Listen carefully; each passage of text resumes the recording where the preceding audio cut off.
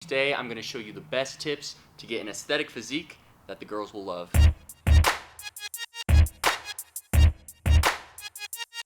So Connor, I think a lot of reason why guys go to the gym is not just to build more confidence in their body and their appearance and of course their general health, but most guys want to build a physique that attracts women.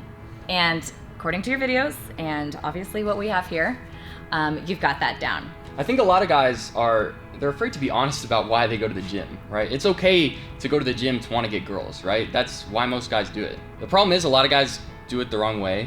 You know, you got to know your goals. If you're not training to be a powerlifter, then don't work out like a powerlifter. You know, don't do endless hours of cardio. A lot of people blame it on bad genetics, but the problem is most people don't know how to train and diet efficiently. Once you know how to train and diet efficiently, you know, you can make this physique happen with a lot less effort. So Connor, you've got this aesthetic appearance that all the guys definitely want, guaranteed. So tell us about your workout routine. Okay, so my workout routine is called a push-pull leg split.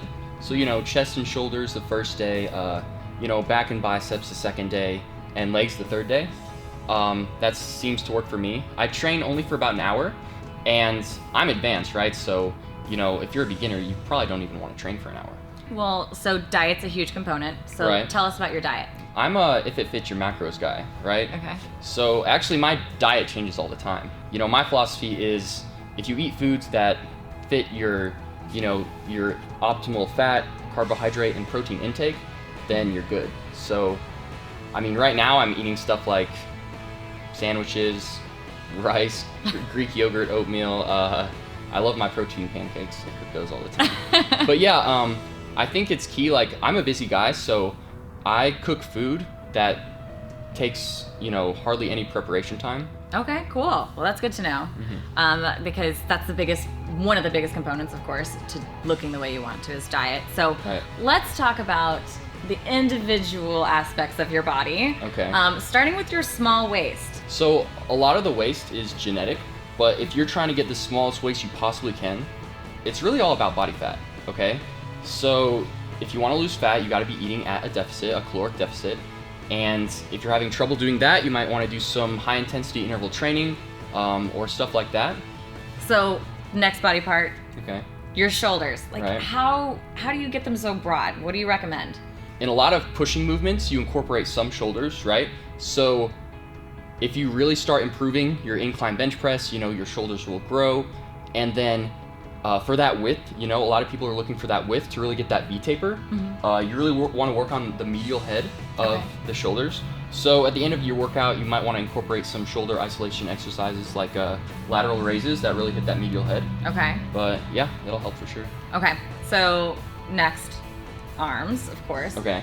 All right. So it's funny because I actually don't train arms directly. Okay. So genetically, my arms are just really big, and they used to actually kind of overpower my physique. So I've been really working on other things to make my physique more balanced. But if you do have smaller arms, I would recommend either having a full day dedicated to arms, or at the end of your pull routine, right? Do some like isolation curls, stuff like that. And of course, abs. Right. So tell us, how do you get your abs so ripped? I think a lot of people kind of think that ab exercises are more important than they actually are. 90% of abs is about your body fat, so you got to get to a low body fat so you can see your abs. I don't work my abs out that often, right? I actually have kind of bigger obliques, so if I work my obliques too much, it actually makes my waist wider. So when I do work out abs, I like to focus on the midsection, you know, do things like, you know, cable crunches, hanging leg raises, but especially if you have like flat abs and you really want to get the curvature to your abs, you should work them directly. But yeah, you know, everyone's different. So depending on your ab genetics, you know, find out what works for you.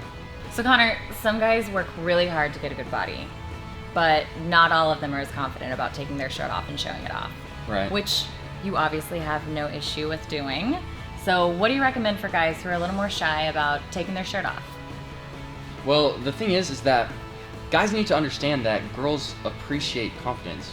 Like, wouldn't you agree?